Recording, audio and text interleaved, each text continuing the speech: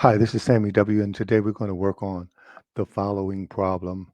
Find the probability of rolling a sum of 5 first and then a sum of 10 when a pair of dice is rolled twice. So we have two rolls, first roll 5 and the second roll 10. So that means we have to have both the outcome of 5 and the outcome of 10. So that's going to be probability of 5 times 10. So let's take a look at uh, the possible outcomes. So these are possible outcomes. We want the possible outcomes of 5. Let's take a look at this screen. I'm going to take a look at that. And let's take a look at what I have on paper. Okay, so that's what I have on paper. So that's a look at both. This is my possible outcomes for 5 here. I got 1, 4, 2, 3, 3, 2, 4, 1. For 10, I have 4, 6, 5, 5, and 6, 4. So what that means, if we take a look at it, we have here the first die would be 1, the second one would be 4. That's the only way to get a 5 when the first die hits on 1. The second one hits on 2, it's 2, 3. That's the only way to get a 5 in this entire row. In this row, it's 3, 2. You can see the rest don't add to 5. In this row, 4, 1 is the only way to get 5. And in this row, actually column, there's no way of getting 5 because the first number is 5. Same thing here, the first number is 6. So it's going to be at least 7 here, at least 6 here.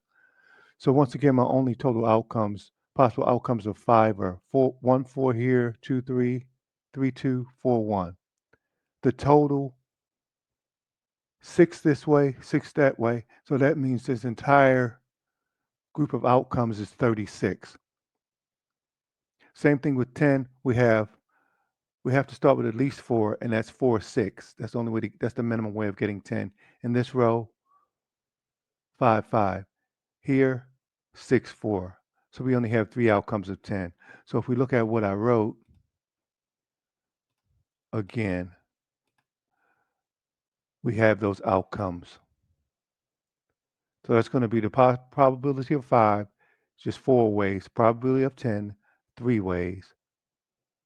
Out of 36, so we want the probability of 5 times the probability of 10, which is going to give me 4 over 36 and 3 over 36. I'm just going to reduce them as fractions.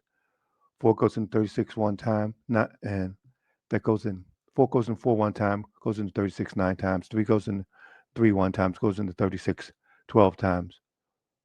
1 times 1, 9 times 12, 1 over 108. So that's your answer for that one. So basically you're looking at how many ways can I get 5 times how many ways I can get 10. And simplest way is just to look at it here. But this is the complete work out of it, but you can see you can do that for any number. So if we had 3, we would do the same thing. And mostly when you're dealing with this rolling of pairs of dice or a single die, you just look at the number of outcomes and divide. If it was one single die, you have a possible 1 through 6, so you'll be 1 out of 6 for each one. If you wanted to roll a 1, it would be 1 out of 6, or 2, it would be 1 out of 6. So that's how that works for when you're rolling dice, 1 or 2. You can apply the same thing to 1 that we applied here to 2. Hopefully that's a complete explanation. I like to give a full and complete explanation when I solve these problems so that you can work them out when you see different type of examples going forward. So hopefully that was helpful to you. I'm always here to help. Um, Thank you very much.